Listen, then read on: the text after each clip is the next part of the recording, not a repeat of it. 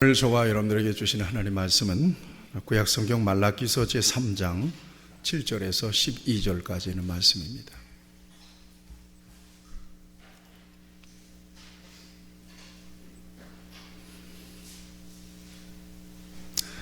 말라기서 제3장 7절에서 12절까지 있는 말씀이 기록된 계시의 말씀을 제가 봉독할 때에 하나님께서 여러분들에게 듣는 귀를 열어주시기를 바랍니다. 만군의 여호와가 이르노라. 너희 조상의 날로부터 너희가 나의 규례를 떠나 지키지 아니하였도다. 그런즉 내게로 돌아오라. 그리하면 나도 너희에게로 돌아가리라 하였더니 너희가 이르기를 우리가 어떻게 하여야 돌아가리까 하는도다. 사람이 어찌 하나님의 것을 도둑질하겠느냐. 그러나 너희는 나의 것을 도둑질하고도 말하기를 우리가 어떻게 주의 것을 도둑질하였나이까 하는도다. 이는 곧 11조와 봉헌물이라. 너희 곧 온 나라가 나의 것을 도둑질하였으므로 너희가 저주를 받았느니라. 만군의 여호와가 이르노라. 너희의 온전한 11조를 창고에 들여 나의 집에 양식이 있게 하고 그것으로 나를 시험하여 내가 하늘 문을 열고 너희에게 복을 쌓을 곳이 없도록 붙지 아니하나 보라. 만군의 여호와가 이르노라. 내가 너희를 위하여 메뚜기를 금하여 너희 토지 소산을 먹어 없애지 못하게 하며 너희 밭의 포도나무 열매가 기한 전에 떨어지지 않게 하리니 너희 땅이 아름다워짐으로 모든 이방인들이 너희를 복되다 하리라. 만군의 여호와의 말이니라. 아멘.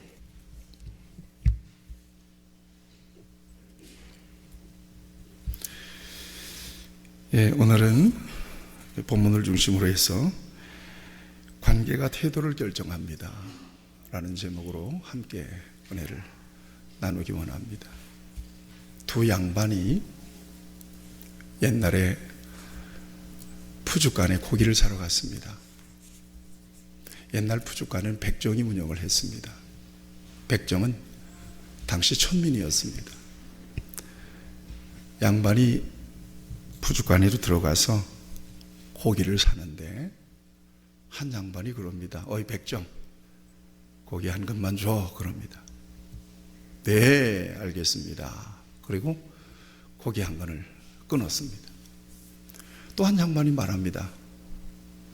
어이 박서방, 고기 한 근만 주게. 예, 알겠습니다. 그리고 고기 한 근을 또 끊었습니다. 그런데 가만히 보니까 앞에서 고기를 샀던 양반의 고기가 뒤에 고기를 샀던 양반의 고기보다 양이 작은 거예요. 그래서 이 백정에게 호통을 치면서 어이 사람아, 똑같이 돼지고기 한 근을 샀는데 어째 이 양반 고기가 내 고기보다 크단 말인가? 그러자 백정이 얘기합니다. 아, 예. 양반님의 고기는 백정이 쓸은 고기고요. 이 양반님의 고기는 박서방이 쓸은 고기입니다. 그래서 그렇게 크기가 다른 겁니다. 얘기를 했다는 겁니다. 물론 말에 대한 교훈이 담긴 이야기죠. 그런데 우리는 이 이야기 속에서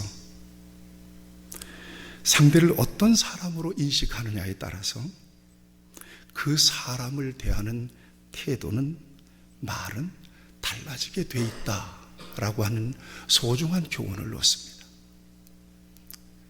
내 앞에 있는 사람을 내가 어떻게 대하고 있느냐, 어떻게 생각하고 있느냐, 거기에 따라서 나의 태도와 나의 말이 달라지더라는 거예요. 여러분 가끔 선물을 해보실 것입니다. 가까운 친구라면 기프티콘이라도 하나 딱 넘겨주면 됩니다. 그게 소중한 선물이 될 수 있습니다.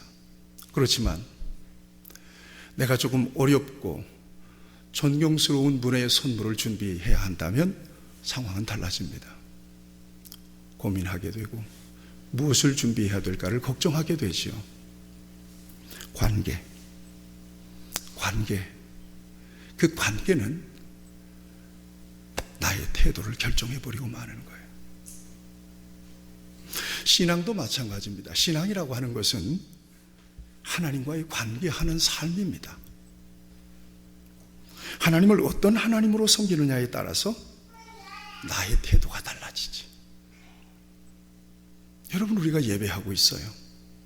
하나님을 어떤 분으로 여러분들이 여기고 바라보느냐에 따라서 여러분들의 예배의 태도는 전혀 달라질 수가 있습니다. 저는 여러분들에게 습관적으로 하나님은 이런 하나님입니다 라고 말씀을 드린 바가 있습니다. 여러분들이 기억하실 것입니다. 하나님은 어떤 하나님이냐? 첫째로 우리 하나님은 살아계신 하나님이십니다. 둘째로 우리 하나님은 전능하신 하나님이십니다. 셋째로 우리 하나님은 우리의 아버지가 되시는 하나님이십니다. 넷째로 우리 하나님은 나를 사랑하시는 하나님이십니다. 이렇게 여러분들에게 가르쳤어요. 여러분들 잘 기억하시죠? 같이 합시다. 살아계신 하나님, 전능하신 하나님, 나의 아버지 되신 하나님, 나를 사랑하시는 하나님. 이 같은 하나님에 대한 신앙과 고백은 곧바로 저와 여러분들의 삶의 태도를 바꿔요. 살아계신 하나님으로 저와 여러분들이 믿음으로 고백할 때 하나님을 경외하게 돼요. 하나님은 전능하신 하나님으로 고백할 때 우리가 하나님을 의지하게 돼요. 세상에 우리가 힘들고 어려운 일, 또 우리가 감당하기 버거운 일들이 얼마나 많아요. 그러나 하나님은 모든 것이 능하십니다. 하나님 맡아주세요. 그래서 기도하는 거 아니겠어요? 우리가 우리 아버지 되시는 하나님을 믿을 때 우리가 하나님 앞에 기도하는 거예요. 하나님은 우리를 사랑하시는 하나님이심을 고백할 때 우리는 염려하지 않고 걱정하지 않습니다. 하나님은 모든 것을 합력하여 선으로 바꾸어 주시고 결국 우리에게 은혜와 복이 되도록 하시는 분이기 때문에 그렇습니다. 자, 이같이 하나님과 관계하며 살아가는 것이 신앙임과 동시에 그 같은 삶을 포괄적으로 말하면 그게 예배입니다. 예배라고 하는 것은 뭐예요?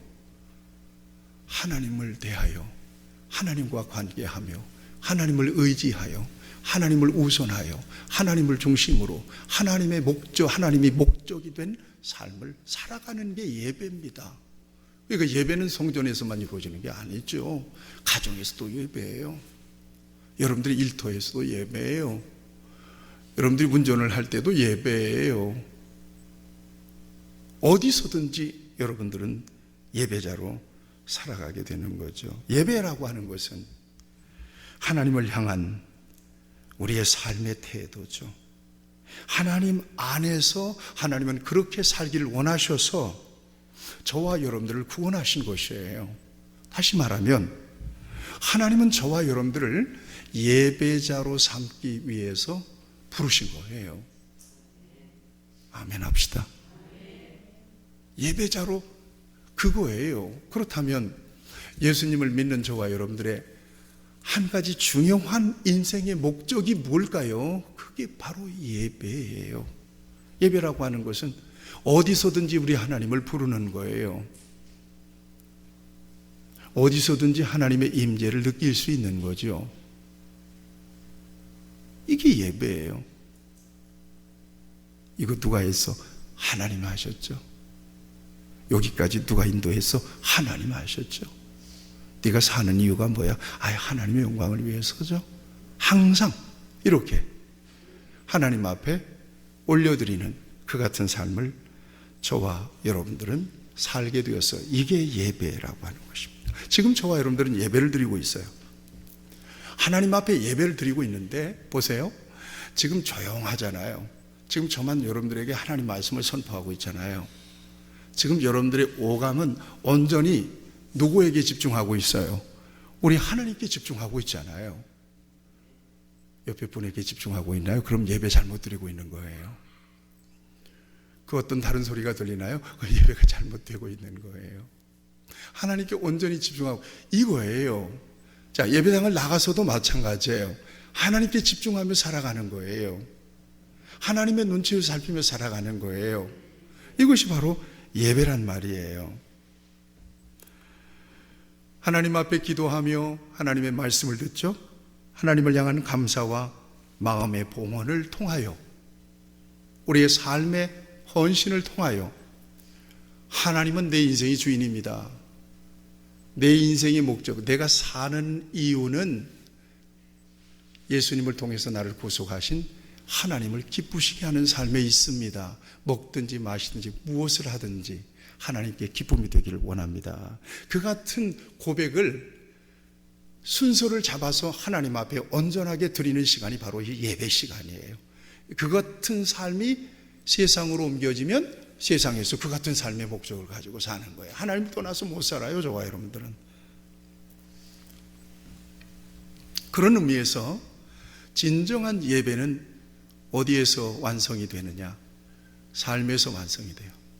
가게에서 손님을 대하면서, 회사에서 직장 동료를 만나고, 그 다음에 여러분들 친구들을 만나고, 이런 일상 속에서, 길거리에서 사람들과 만남 속에서, 거기서 진정한 예배가 시작되는 거예요. 제가 어제 하나님의 임재 연습이라고 하는 책을 속독으로 들었습니다. 보니까 아들의 책상 위에 책이 있는 거예요. 하나님의 임재 연습이라고.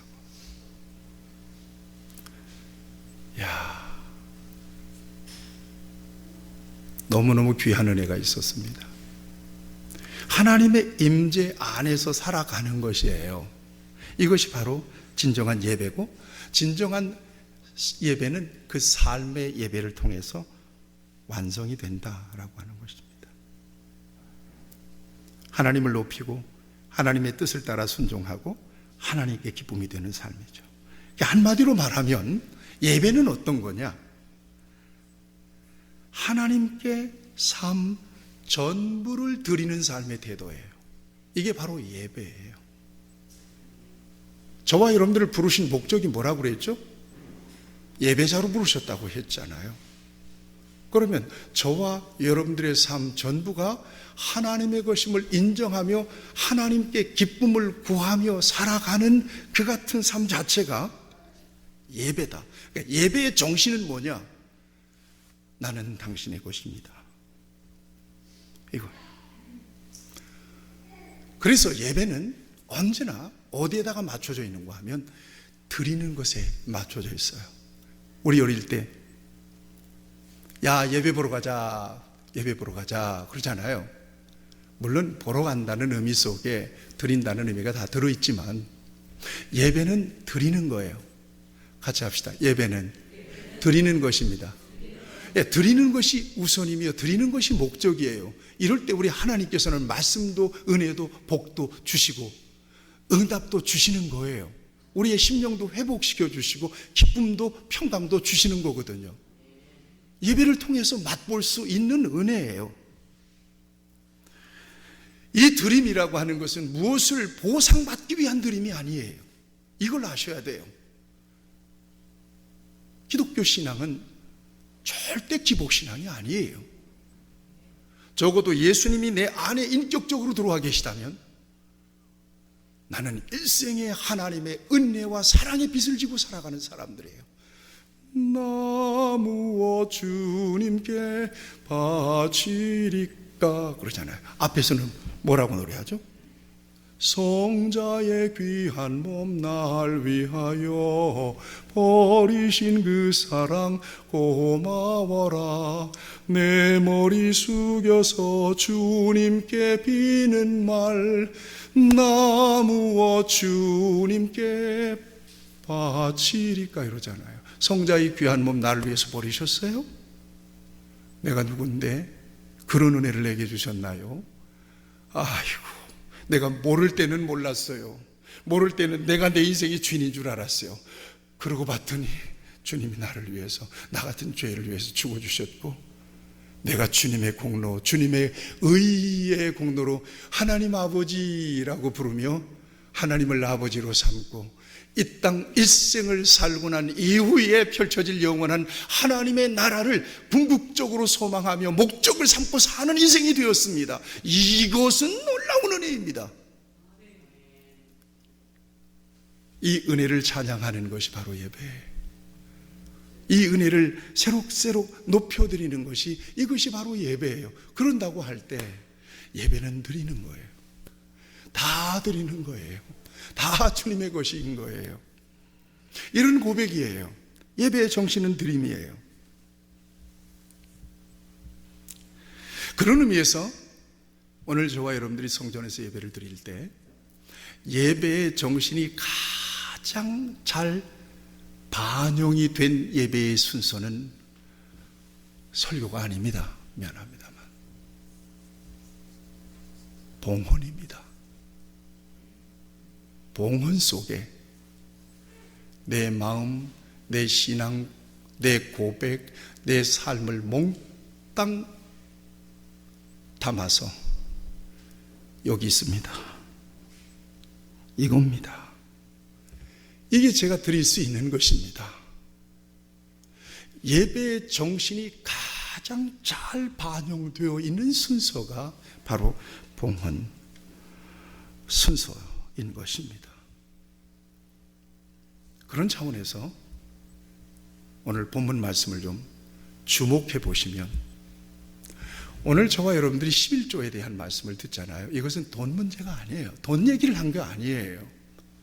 여러분, 올바르게 이 말씀을 여러분들의 마음속에 새겨두시고 여러분들의 일생의 삶에 신앙의 여정의 자산으로 삼으시기를 바라요. 이게 옳은 메시지예요. 자, 말라기 시대는 주전 300년 전 역사적 배경을 담고 있어요. 그 이전에 바벨론 포로가 있었고요. 바벨론에서 1차, 2차, 3차 귀환이 다 이루어졌어요. 1차 귀환을 통해서 에스라와 수룹바벨을 통해서 성전이 완성이 돼요. 2차 예수아라고 하는 말씀의 사람, 율법의 사람을 통해서 수많은 사람들이 또 귀환을 해요. 그래서 성벽을 재건하고 율법으로 신앙 공동체를 완성합니다. 그리고 3차까지 완전하게 딱 귀환을 했습니다. 여러분, 바벨론에서 이스라엘 백성들이 포로가 돼가지고 얼마나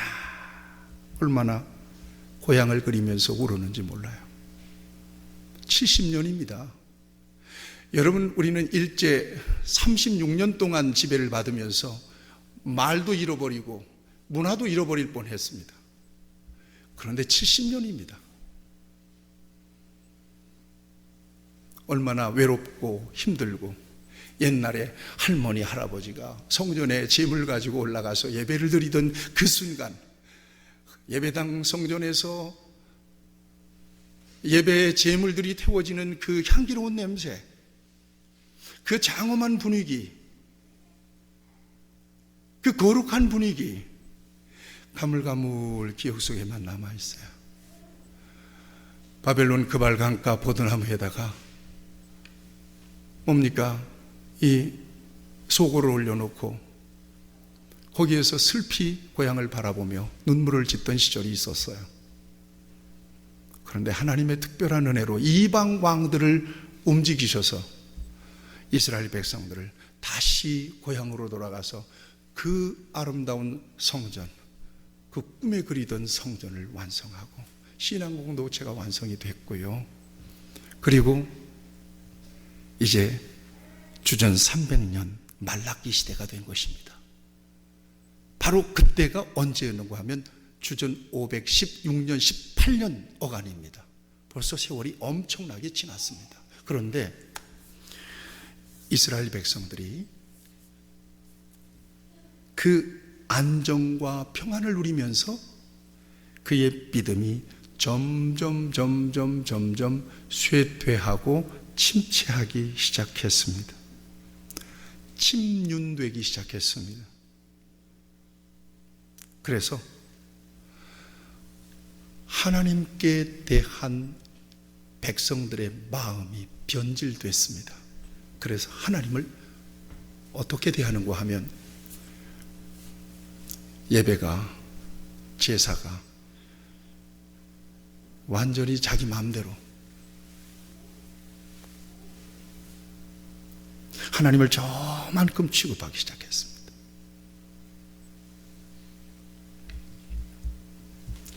하나님을 대한 태도가 달라졌습니다.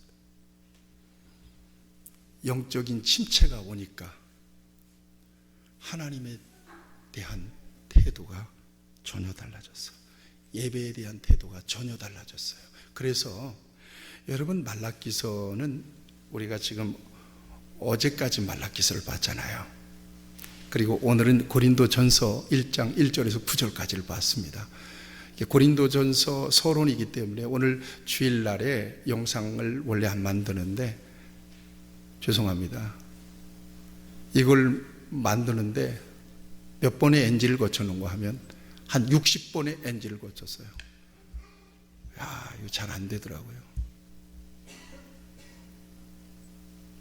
13분 영상을 만드는데. 그래서 이게 고린도전서의 문을 여는 그런 배경을 얘기해야 되기 때문에 오늘 영상은 여러분들에게 드리는 것이 옳다. 그 다음에 맞물려서 이렇게 고린도전서가 쭉 가게 될 것입니다. 그래서 굉장히 중요해서 1장 1절에서 9절까지를 고린도 교회와 고린도전서 전체적인 어떤 배경을 담아서 여러분들에게 영상을 만들어 드린 거죠. 어쨌거나 중요한 건 쭉 보세요. 하나님과 이스라엘 백성들 사이에 영적인 정서적인 코드가 자꾸 빗나가는 거예요. 이렇게 어긋나는 거예요. 그래서 하나님께서 이스라엘 백성들이 얘기해요. 제적해줘요. 그런데 이스라엘 백성들이 전혀 엉뚱한 얘기를 하는 거예요. 안 맞아요. 정말 맞아도 너무 안 맞는 거예요. 여호와께서 이르시되 내가 너희를 사랑하였노라 하나. 자, 사랑하였노라 하나. 너희는 이르기를 주께서 어떻게 우리를 사랑하셨나이까? 몰라서 물어요? 지금까지 말씀드렸잖아요. 바벨론 포로에서 돌아와서 성전 짓고 그 엄청난 하나님의 역사를 통해서 하나님의 공동체, 거룩한 공동체, 예배 공동체의 역사를 그렇게 만들어 주셨는데 이것이 내가 너희를 향한 사랑이다 그러니까 우리를 어떻게 사랑하셨어요? 이렇게 얘기하잖아요. 제사장들에게 얘기합니다. 제사장들이 누구예요? 하나님의 백성들과 하나님 사이의 중보적인 예배에 있어서 너무나 중요한 위치에 있는 사람이에요. 제사장이 영적으로 망가졌다 그러면 더 이상 볼 것도 없거든요. 근데 제사장들이 얘기합니다. 내가 아버지일진데 나를 공경한 함이 어디 있느냐? 내가 주인일진데 나를 두려워함이 어디 있느냐? 그렇게 따집니다. 하나님께서 말라기 선지자를 통해서. 그러자 우리가 어떻게 주의 이름을 멸시하였나이까? 라고 하나님께 반문합니다. 전혀 안 통하는 거예요. 안 먹히는 거예요. 전혀. 여러분 혹시 여러분들 가운데 그런 분들 혹시 계신다면 정말 좀 심각합니다. 성경을 펴서 읽었는데 그 말씀이 전혀 내게 기도를 하는데 전혀 텔레비 영화 봤던 장면만 자꾸 떠오르고 하나님 앞에 경외하는 마음도 사라지고 믿음이 맹맹해졌어요. 그래서 요즘 제가 새벽에 밑에서 제가 요즘은 내려와서 기도를 해요. 조용히 묵상 많이 합니다. 다리를 묶어놓고 1시간을 앉아서 계속 저 자신을 보고 우리 성도들 얼굴을 떠올리면서 기도하죠. 여러분, 그게 필요해요. 정말 저와 여러분들이 그게 필요해요. 하나님과 우리 사이에 뭔가 관계적 리듬과 그 정서가 무뎌지거나 헝클어져 버리면 저와 여러분들 굉장히 어려워져요. 굉장히 힘들어요. 삶의 만족이 없어져요. 뭔가 인생이 무거워지기 시작해요. 돌파구가 필요한데 돌파구가 잘 보이질 않아요. 여러분, 혹시 이런 상황 속에 있다면 여러분들 관리 들어가야 돼요. 하나님께서는 얘기해요. 자, 안 맞잖아요. 잘 모르잖아요. 그러니까 하나님께서 직접 얘기해줘요. 직접 얘기해줘요. 너희들이 이랬잖아. 그러고 얘기해줘요. 뭐라고 얘기하는가 하면, 더러운 떡을 제단에 드리고 눈먼 희생을 제물로 바치고 훔친 물건, 저는 것, 병든 것, 흠 있는 것을 속여서 봉헌물로 가져왔다. 너희들이 뭔가 하면요, 하나님의 것을 온전한 것으로 구별하지 않고요, 저 염소 왜 저렇게 쩔룩거려, 저거 값도 안 나가겠네, 저거 제사나 드리세.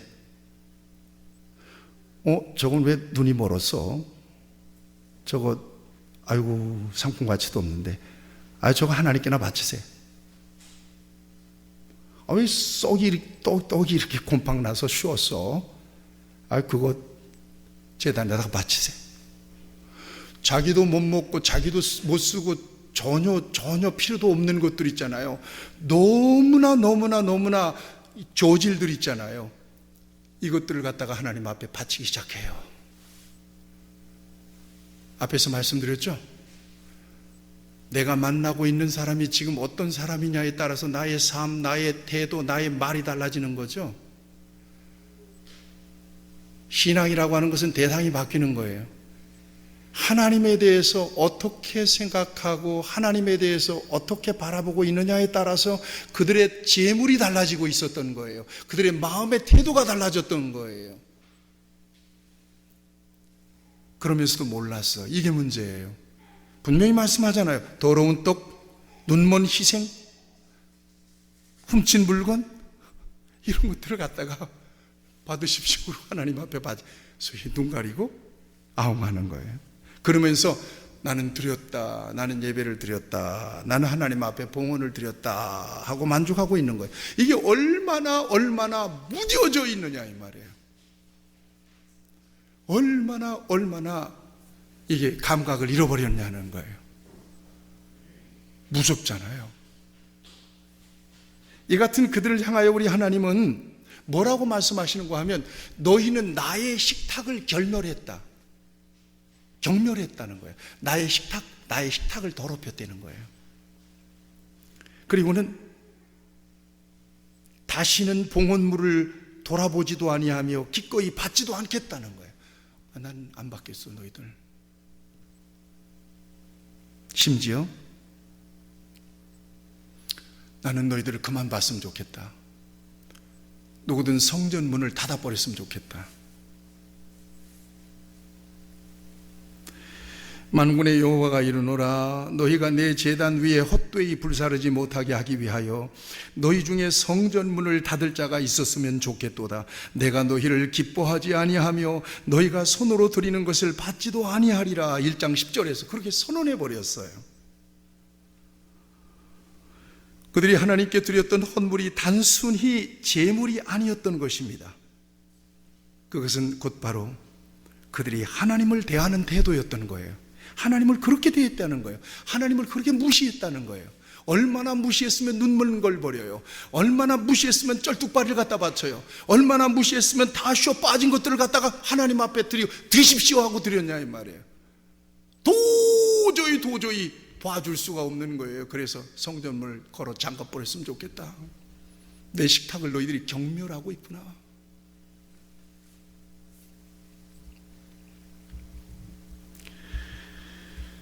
제가 어릴 때 다니던 교회는 목회자가 없었습니다. 그 장로님들이 설교를 하셨죠. 그런데 제가 중학교 1학년 때 신학생 전도사님이 우리 교회에 오셨어요. 신학생 전도사님이니까. 근데 늦게 신학을 하신 것 같아. 벌써 결혼해서 애가 둘이나 있어. 신학생인데 아직 신대원을 마치지 않은, 이제 신대원 다니는. 근데 그분을 우리 교회로 교역자로 모시기로 딱 결정을 하고 진안에 계셨는데, 진안에 우리 아버님, 우리 부모님들, 저까지 포함해서 그분을 옛날에는 모시러 갔어요.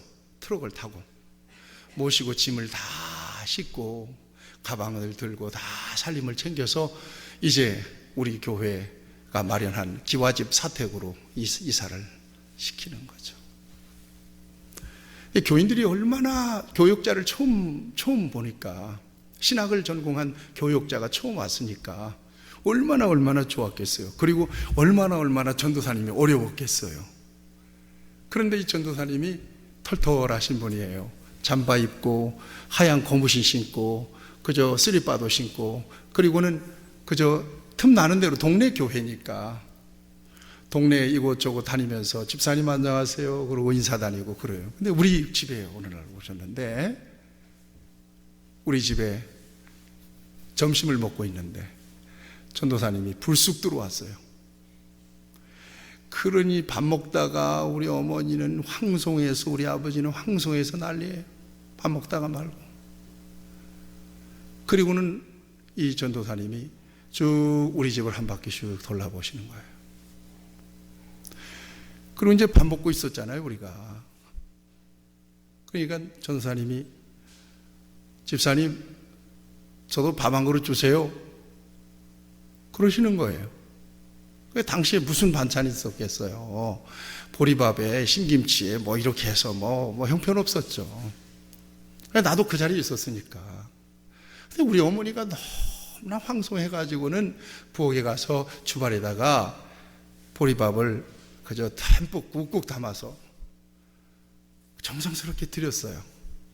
그랬는데 전도사님이 그것을 후절후절 맛있게 드시고는 집사님 잘 먹었습니다 하고 기도해 주시는 거예요.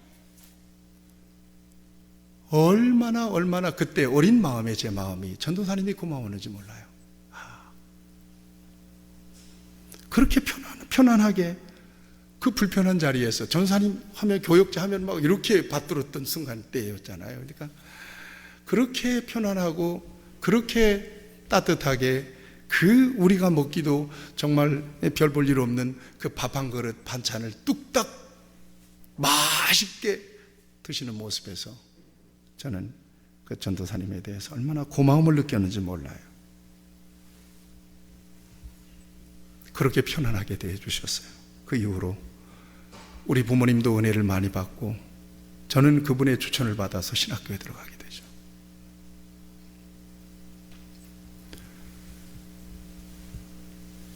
저분이 어떤 분이냐? 저분은 신학생이지만, 학생이지만 저분은 교역자구나.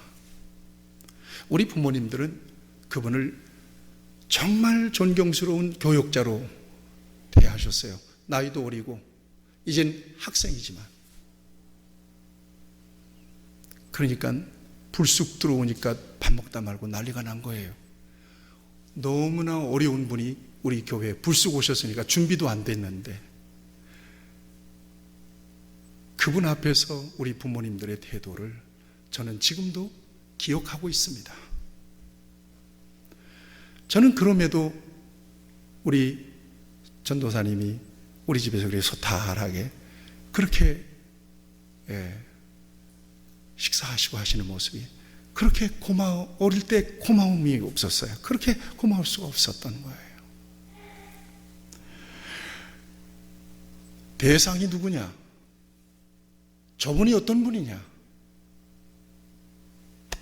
나의 태도는 분명하게 그분을 내가 어떻게 바라보고 어떻게 대하느냐에 따라서 달라지게 되는 것이죠.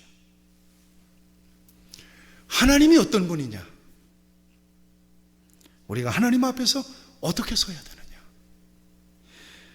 이 신앙과 이 고백이 하나님 앞에서 나의 삶의 태도를 바꾸는 거예요. 오늘 본문에서 사자를 보내서 우리 하나님께서 심판하실 것을 경고하세요. 2장 1절 말씀에서 그런 후에 유다와 예루살렘의 봉헌물이 옛날과 고대와 같이 나 여호와께 기쁨이 될 것이다. 하나님께서는 이스라엘 백성들이 그 옛날에 그 순수했던 때, 그때 하나님 앞에서 예배하던 그 시절을 하나님은 추억하고 계시는 거예요. 그때 그 시절로 너희들을 회복시켜 놓기를 원한다는 거예요. 어떻게 하고? 너희들을 징계하고. 그러면서 7절 말씀을 주목해 보세요. 내게로 돌아오라. 그리하면 나도 너희에게로 돌아가리라. 같이 합시다. 내게로 돌아오라. 나도 너희에게로 돌아가리라. 이렇게 말씀하세요. 하나님 저와 여러분들에게 주시는 말씀이에요. 내게로 돌아오라. 나도 너희에게로 돌아가리라. 그러자 뭐라고 얘기하죠?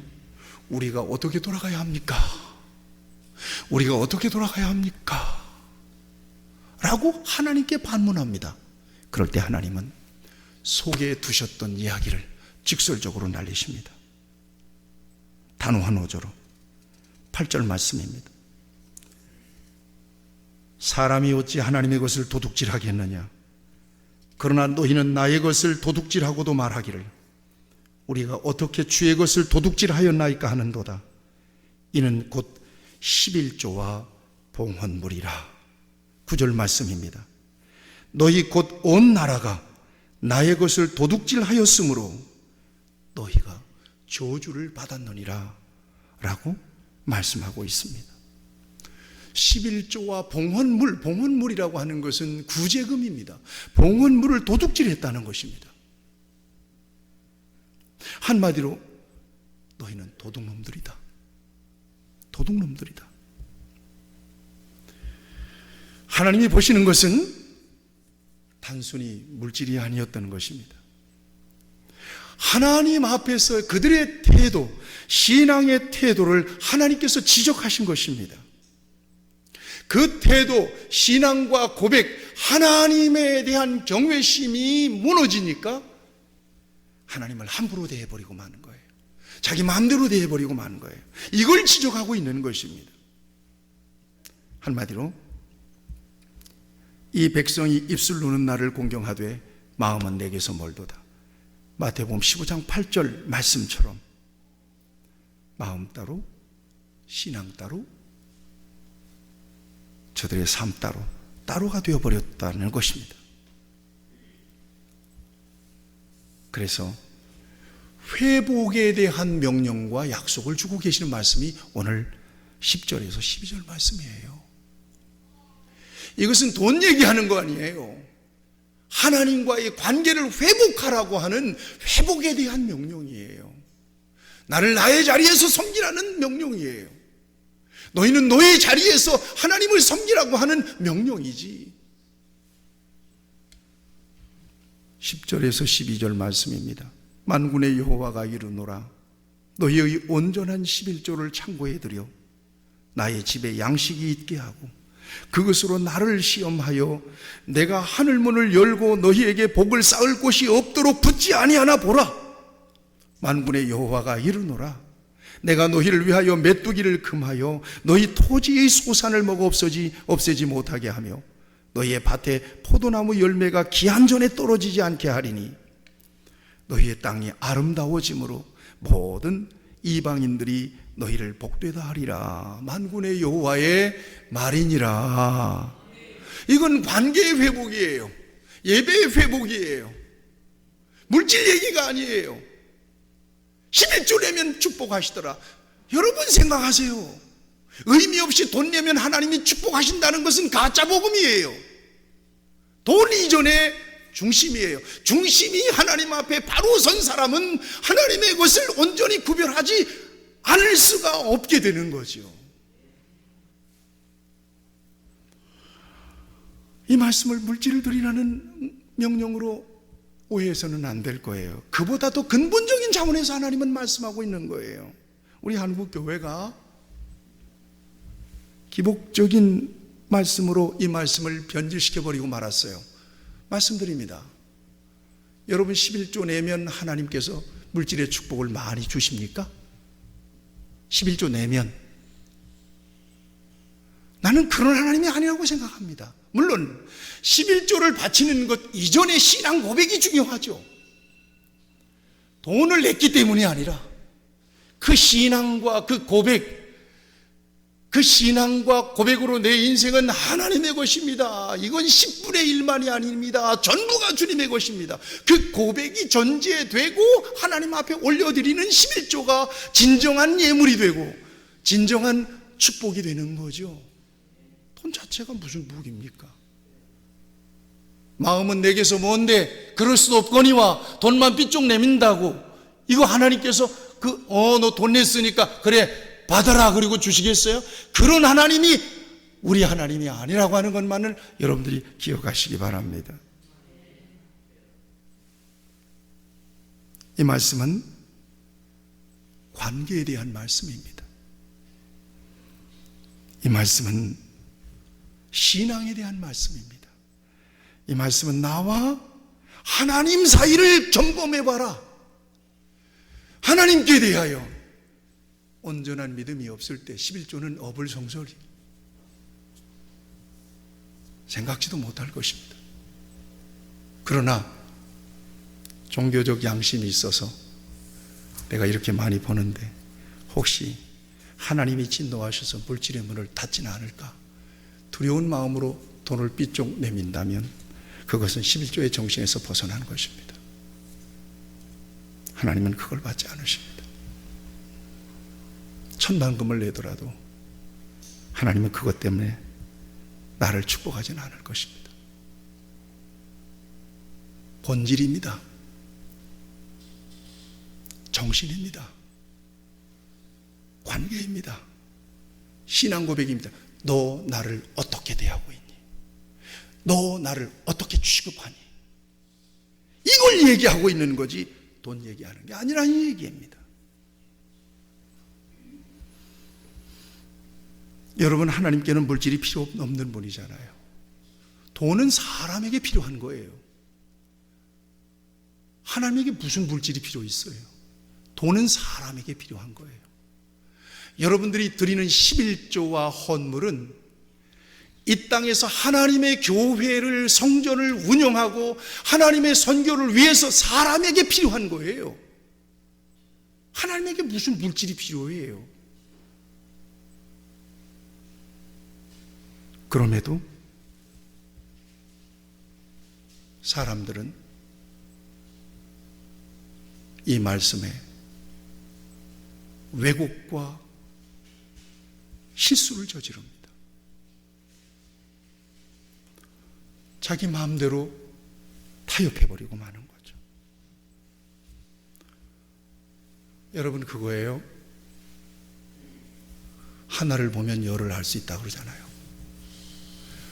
외적으로 드러나 있는 그것으로 우리의 모든 것은 다 평가되고 마는 거예요. 또 말할 거 없어요. 믿음이 좋냐, 믿음이 나쁘냐. 우리가 꼭 말을 해야 됩니까?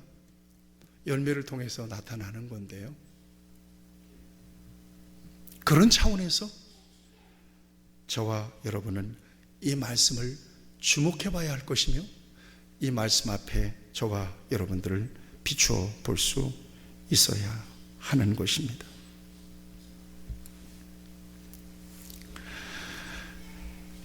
하나님께 드리는 것이 억지로 할 수 있는 일은 결코 아니에요. 예배를 드리는 것 억지로 되는 일 결코 아닙니다. 그렇다고 의무감으로 하는 것도 올바른 신앙의 태도는 아니죠. 중심이 먼저고요. 감사가 먼저고요. 은혜가 먼저입니다. 그런 의미에서 앞에서 말씀드린 대로 상대를 어떻게 인식하느냐, 이 인식에 대한 문제, 그것에 따라서 그 상대에 대한 나의 말과 나의 태도가 달라지듯이 하나님께 대한 나의 태도는 정확하게 하나님께 대한 나의 신앙과 고백과 비례해야 한다는 것을 여러분들이 잊지 마셔야 될 것입니다. 이것이 오늘 말라기 4장 10절에서 12절까지의 11조에 대한 핵심적인 메시지입니다. 이건 관계를 얘기하는 거 아니에요. 돈 가지고 타협하지 마세요. 그게 아니에요. 이걸 통해서 하나님께 대한 네 태도를 보겠다는 거예요. 네 자세를 보겠다는 거예요. 네가 어떻게 하나님 앞에 서 있는지를 평가해 보겠다는 거예요. 그걸 이야기하고 있는 거예요.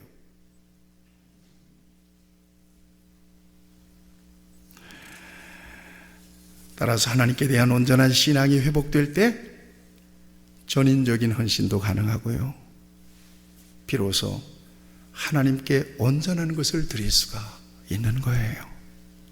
그런 차원에서 11조와 헌물은 단순히 물질에 대한 차원이 아니라 관계예요, 예배예요, 신앙 고백적인 차원에서 주신 소중한 메시지라고 하는 것을 저와 여러분들이 기억할 수 있어야 될 것입니다. 그것이 어떤 고백입니까? 하나님은 나의 전부이십니다. 하나님은 나의 주인이십니다. 내 인생은 하나님의 손에 달려 있습니다. 내게 하나님의 은혜가 필요합니다. 내 인생의 목적은 하나님께 영광을 드리는데 완전히 맞춰져 있습니다라고 하는 외적인 증거, 외적인 증명, 이것이 바로 11조에 대한 명령이었던 거예요. 보세요, 말씀드렸죠. 하나님과의 관계가 틀어지고 영적으로 침체하니까 하나님을 대하는 태도가 쭉정이가 나가잖아요. 그렇죠? 눈 먹는 것이 나가잖아요. 쩔룩바리가 나가잖아요. 그러면 하나님이 지적하시는 것은 바로 그 예물입니까? 눈먼 예물이 그게 아니었다는 거예요. 이거예요. 이걸 고치길 원하셨던 거예요. 이 관계를 회복하길 원하셨던 거예요. 이것이 회복되면 온전한 것이 하나님 앞에 나갈 수밖에 없는 거죠. 그런 차원에서 저는 온전한 신앙과 온전한 은혜가 회복되어서 우리 귀한 성도들에게 타협하거나 인색하는 마음이 없이 하나님께 온전한 11조와 헌물을 드릴 수 있기를 바랍니다. 여러분은 나의 것을 도둑질했다는 책망을 받지 않게 되기를 바랍니다. 그런 차원에서 구체적으로 여러분의 11조와 헌물에 대한 조언을 여러분들에게 몇 가지를 드리고 싶습니다. 첫째는 11조는 드리는 것이 아니라 받는 것임을 기억하고 드리셔야 돼요. 10분의 1만 하나님의 것은 아니잖아요. 나머지 10분의 9도 인정받는 순간이고 나머지 10분의 9도 하나님의 영광을 위해서 써야 돼요. 하나님이 11조 말씀드렸죠. 11조 틱 던졌으니까 하나님께 드렸으니까 내 의무 다 했다. 그러니 하나님이 축복하실 거다. 이게 기복신앙이라니까요. 그게 아니에요. 나머지 10분의 9를 어떻게 쓰나 보자. 이걸 살피셔서 하나님 물질을 맡기실 수 있는 거예요. 그러니까 10분의 1을 뗐으니까 10분의 9는 네 거냐? 그렇지 않다. 10분의 9도 하나님의 영광을 위해서 써야 되는 거다. 이게 온전한 정신이에요. 그걸 보시고 10분의 9를 보세요. 하나님은요. 10분의 1은 신앙 고백적인 차원에서 구별하고 10분의 9를 어떻게 쓰나 보자. 하나님은 이걸 보는 거예요. 이거 내 거니까 이제 마음대로 써요. 하나님은 물질을 맡기지 않을 겁니다. 두 번째, 11조는 인생에 대한 하나님의 주권을 인정하는 신앙 고백으로 드리는 거예요. 저와 여러분들은 청직이라고 하는 분명한 고백이 11조 안에 들어가 있습니다. 세 번째, 11조는 종자씨를 심는 마음으로 드리셔야 돼요. 어릴 때 보면 우리 어머니 아버지는 종자씨는 절대 삶아 드시지 않으셨어요. 아무리 배고파도 봄에 파종하는 데 썼죠. 심은 대로 거두게 되는 거죠. 여러분들의 믿음입니다. 11조는 물질의 복을 주실 수 있는 분이 하나님의 심을 고백하면서 드리는 것입니다. 11조는 삶에 대한 가장 중요한 안전장치임을 믿음으로 드리는 것이 바로 11조입니다. 생각해 보세요. 10절 이하에 보면 하나님 앞에 10분의 1을 드리니까 구별하니까 온전하게 어떻게 해요? 하나님께서 주시는 것이 더 많죠. 메뚜기를 금하고 포도가 기한 전에 떨어지지 않게 하고 이방인들이 하나님께서 주시는 축복으로 엄청나게 복을 하나님이 주시네. 이런 사람으로 만들어 주시겠다고 말씀하고 있잖아요. 제가 설교를 준비하고 어제 잠깐 묵상하는 중에 갑자기 떠오른 게 이거예요. 창세기 22장 아브라함이 이삭 바칠 때 장면 여러분들이 잘 아시죠? 설명하지 않아도 사흘길을 종 둘 데리고 가서 모리아산에서 이삭을 바치잖아요. 바칠 때 바쳤어요? 안 바쳤어요? 바친 거죠? 바친 거예요. 그런데 이삭을 죽이지 않았어요. 그러면서 하나님께서 주신 말씀이 있어요. 야, 네가 독자라도 아끼지 않고 나에게 바치는 것을 보니까 이제야 네가 나를 경외하는 줄을 인정하겠다. 이 말씀이 오늘 설교 말씀의 결론이구나. 그래서 오늘 아침에 새벽기도 끝나고 제가 그 부분을 삽입해서 여러분들에게 말씀드립니다. 우리가 하나님 앞에서 나의 믿음을 보여드릴 수 있는 외적인 표현이 뭐냐? 야, 네가 정말 구별하는구나. 구별할 줄 아는구나. 그래. 그것을 통해서 비로소 네가 나를 경외하는 줄 내가 알겠다라고 인정이 될 수 있다면 이것은 저와 여러분들에게 놀라운 하나님의 복이 아닐 수가 없습니다. 고린도전서 4장 7절 말씀을 여러분들에게 말씀드리고 오늘 본문 설교 말씀을 마치겠습니다. 내게 있는 것 중에 받지 아니한 것이 무엇이냐? 이것이 오늘 말씀의 결론입니다. 네게 있는 것 중에 받지 아니한 것이 무엇이냐? 같이 기도하시겠습니다. 오늘 말씀을 잠시 생각하시면서 하나님 앞에서 다른 건 다 되는데 하나님께 목숨은 바치겠는데 그러나 11조는 안 됩니다. 11조는 어렵습니다. 목숨을 바치는 것과 11조는 별개의 문제입니다라고 생각하시는 분들이 있다면 하나님 앞에 겸손하게 자신을 돌아보며 은혜를 주시도록 기도하시길 바랍니다. 그거 다 누구 겁니까? 주께 받지 아니한 것이 무엇인가?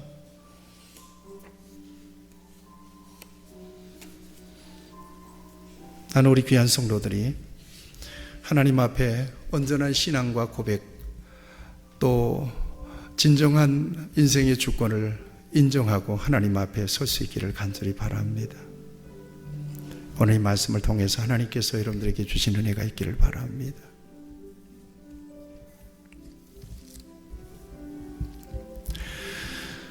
사랑의 하나님 아버지, 오늘도 우리에게 가장 좋은 것을 기대하시고 또 받으시기를 기뻐하시는 우리 하나님을 귀한 말씀을 통해서 들려주신 것을 감사합니다.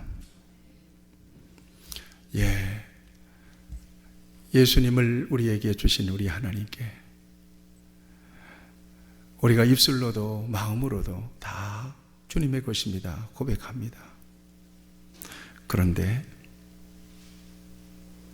물질에 대해서는 인색한 마음이 혹 우리에게 있다면 하나님 그 마음까지도 주께서 주의 은혜로 붙드셔서 일생 하나님을 앞세워 하나님의 주인 되심과 하나님의 주권을 온전하게 인정하는 하나님이 기뻐하시는 신앙과 고백과 삶을 통하여 하나님께 영광된 삶을 누리며 하나님이 주시는 영적인 평안과 구원과 돌보심과 은혜와 공급하심을 충만하게 누리며 살아가는 우리 모두가 되게 하여 주시옵소서. 예수님의 이름으로 기도하옵나이다. 아멘.